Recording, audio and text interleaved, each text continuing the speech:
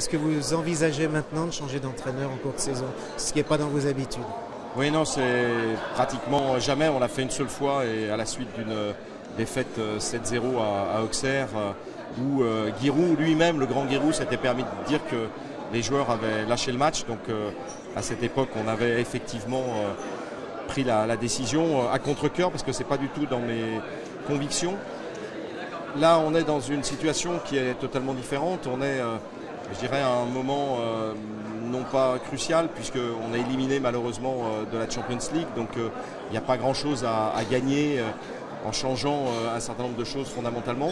Par contre, pour le championnat, c'est fondamental qu'on puisse retrouver notre deuxième place. On ne sait pas à la suite des résultats de ce soir et de demain à quelle place on va se retrouver, mais on va rétrograder sérieusement. Donc à court terme, non, je ne pense pas que ça soit la solution. On en a parlé avec les joueurs hier soir. On a essayé d'analyser ce qui s'était passé. Et ce soir, on n'a pas vu des joueurs qui lâchaient. On a vu simplement des joueurs un peu perdus, en manque de confiance. On n'a pas eu de réussite. Et donc je ne pense pas qu'un changement d'entraîneur, alors qu'on va jouer mardi à Valence, mercredi à Valence et dimanche au Paris Saint-Germain, soit une bonne décision. Mais comme c'est quelqu'un qui réfléchit en général longtemps avant de prendre mes décisions, je vais consulter évidemment un peu tous les gens, le capitaine de l'équipe, les différents autres entraîneurs, parce qu'on a un entraîneur principal et puis 4 autres entraîneurs qui travaillent avec lui.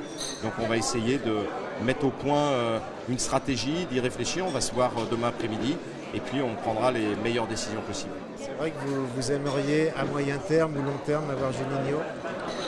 Écoutez, j'étais allé voir Juninho au Brésil lors de la Coupe du Monde.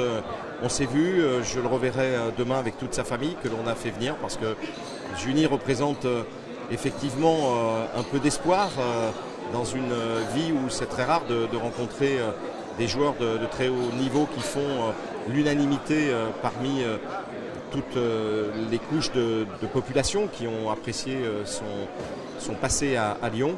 Donc qu'il vienne un jour ou l'autre nous donner un coup de main, mais je ne sais pas à quel poste, je crois qu'il faudra y réfléchir. Aujourd'hui il n'est pas diplômé, donc il faut d'abord qu'il puisse passer ses examens, et puis peut-être qu'un jour, mais pas à court terme, parce qu'il est d'une part pas diplômé et pas prêt, je pense, à vouloir le faire.